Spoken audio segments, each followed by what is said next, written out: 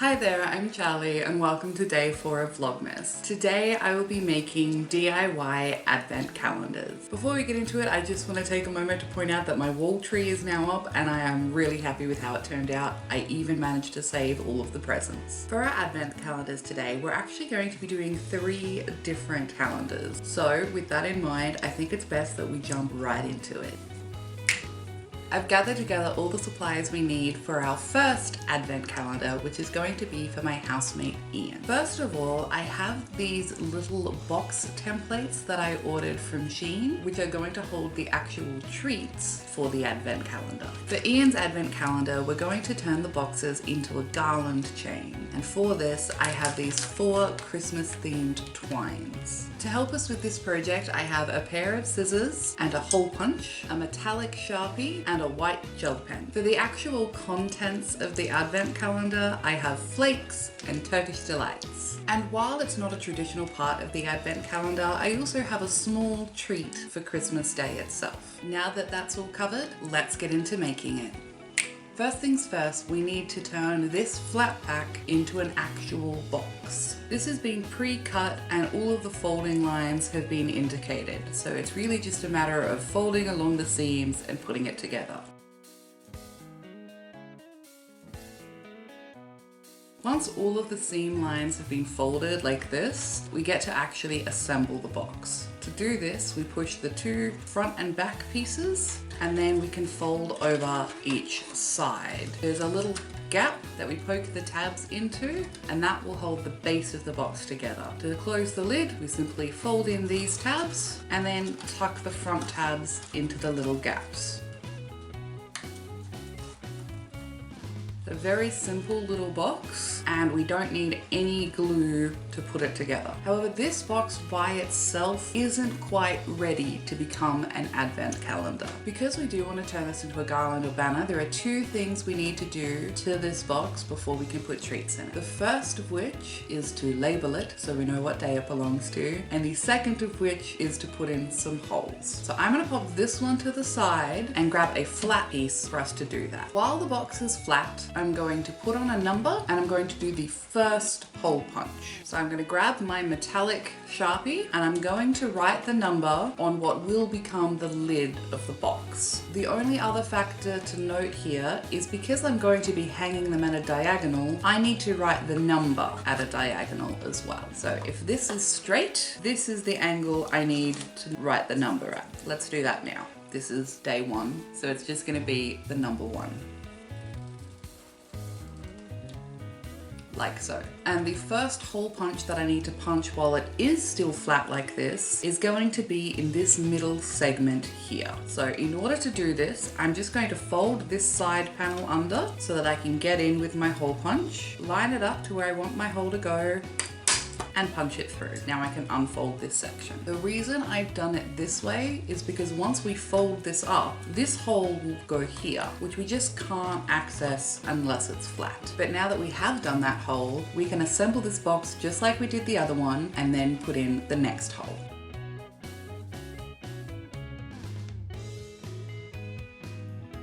Now, before I actually close the lid, it's time to put in our second hole. As our first hole is on this corner, and this is how we want our number to look, we need to put the second hole on this corner. Now, this is multiple layers of card, so it is a bit thicker and a little bit harder to punch. But once it's punched through, you can hopefully get a bit of an idea of what we're aiming for. Now there is one final step for the box assembly here, and that is this side panel. When the box is folded shut like this, you can see that this hole is blocked. In order for us to actually put a string through here, we're going to need to move that bit of cardboard as well. In order to know exactly where that is, I'm going to mark it with my white gel pen.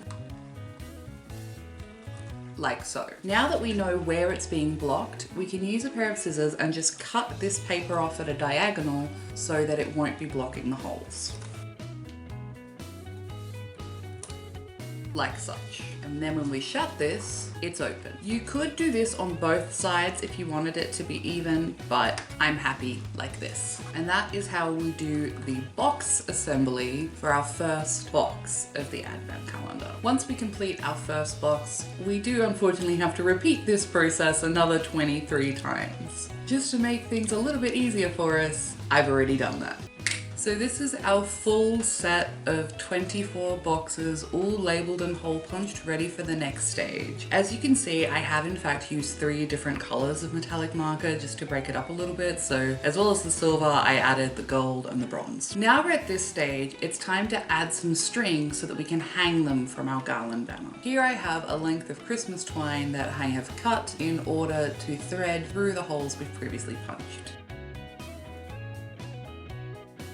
Like so. Once we're at this stage, we just need to tie a little knot at the top to keep it together, and then we can do that for all the others. Now that we have one that's ready to go, it's time to add the same string to all of the others before we can fill them with chocolates and hang them on the garland. Now all 24 of these little boxes has been put together, labeled, had a string added to it, and been filled with chocolate. If my calculations are correct, there's only one more step, which is to actually string the garland. So I have the same twine here, and all of these has a little loop. So I'm just going to string the twine through all the loops, and then they'll be ready to hang. Before I do that, I do want to go over a couple of alternate options for displaying and hanging these. Because these each have an individual string, they could be added directly to a Christmas tree or directly onto hooks or nails on a wall if you want to display them outright. Secondly, if you do want to put them on a string, there are a few different ways to secure their place. You could, of course, directly tie these strings to the garland string itself rather than making a loop first, or you could attach them to the garland with craft pegs, or simply tie a little knot with the twine around this as you go, which is what I'll be doing. I definitely can't reach wide enough to hold this all up to show you, but this is basically what it looks like the whole way through. Each labeled box filled with a chocolate has been tied individually onto its garland ribbon so it can be hung up. The Christmas Day treat is not actually part of the garland, it was just a nice fun extra. But that is our first advent calendar done, so let's get into the second one. Here we have everything prepared for our second advent calendar. Now this one is also made with the same flat pack boxes from Shein, but it is going to be a different configuration. I have pre-prepped boxes 2 to 24, but I will do box 1 on the camera with you. Before we get into that, I thought I'd show you what supplies we need. So of course we've used the same flat pack to make the same little boxes. And again, we've labeled them with metallic Sharpies. We have crunchies for the filling of this one, and another Christmas Day treat. The only other tool for this one we have is glue tape. This advent calendar is actually for me, and the goal is to set it up like a Christmas tree. In order to do that, we do have to do things slightly differently than last time, so let's bring out that second camera and get to work. These are our pre-made boxes for days 2 to 24. Now let's make number 1 together. I'm going to push these ones forward to give us some space to work. Now before we start folding, we do need to put the number on this one. Now unlike the previous DIY calendar, we won't be placing them at an angle. Instead, they're just going to go straight up and down. Like so. The majority of the folding of this is going to be the same, except for the lid. So with that in mind, let's just fold the base up the same as we did the last one. So once we've got that box folded, we need to change how we folded the lid. Because unlike on the previous one, where we got to use these little tabs on the outside to tuck it in, this time we need the entire lid to fit inside the base. The best way for us to do this is to glue these 2 tabs into these 2 tabs, so that the entire lid is one piece that fits inside the box entirely. To do that, we are going to use the glue tape. So I'm going to apply a little bit of tape to these corners on both sides. This will just give something for these tabs to attach to. I just like to pinch them a little bit, make sure that they are adhering nicely to that glue, and then we can go ahead and shut them.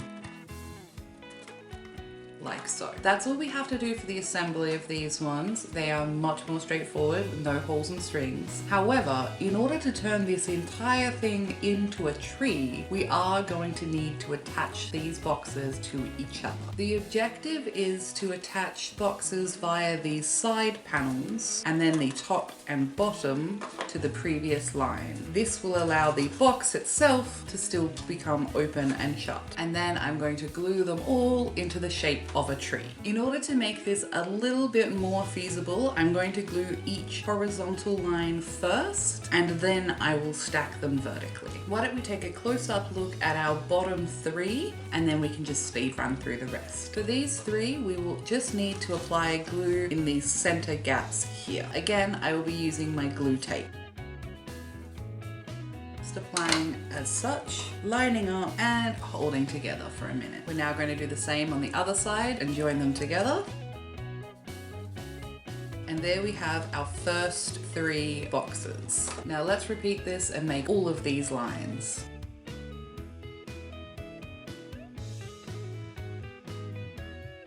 Now that each horizontal line has been joined together, we can now start attaching vertically. My strategy for this is to apply glue to the shortest side that is being attached and then just pushing them together like we did before.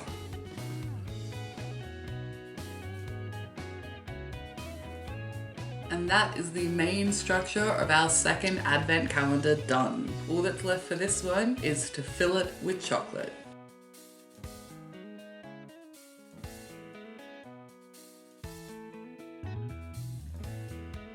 And there we have it. That was my second DIY calendar. It is not very structurally sound. I am going to have to lay it back down, but I think it turned out really cute and I definitely feel like I captured the tree imagery. I've also wrapped this Christmas Day gift in tree paper to sort of go with the vibe. And my original goal was to have this be like a trunk for the tree, but it's wobbling a lot. I'm not gonna try and balance it. But this is calendar number 2. We have one more calendar to go, so let's jump into it. And here we have all the supplies for my third and final DIY calendar for today. I'm making this calendar for a friend of mine who doesn't know I'm making it, but by the time this is up, she'll already have it. With that in mind, I have my daily chocolate treats, chocolate strawberries and caramel koalas, a center gift, some wrapping paper, tape and scissors. When I was coming up with the ideas of the different DIY calendars, I thought it might be really fun to do something completely non-traditional and make a Pass-the-Parcel inspired advent calendar, which is actually the real reason that all 3 advent calendars have a center treat. We may as well jump right into it. This is a non-traditional advent calendar in a Pass-the-Parcel style. So we have a gift for the 25th in the center, and then every layer is going to have an individual treat that you open each day like you would a normal advent calendar. To wrap each layer, I will be alternating between a brown craft paper and a blue bauble design wrapping paper. I'm also not going to be labeling each layer because it's simply 1 layer per day that you open. Well, no time like the present, let's go.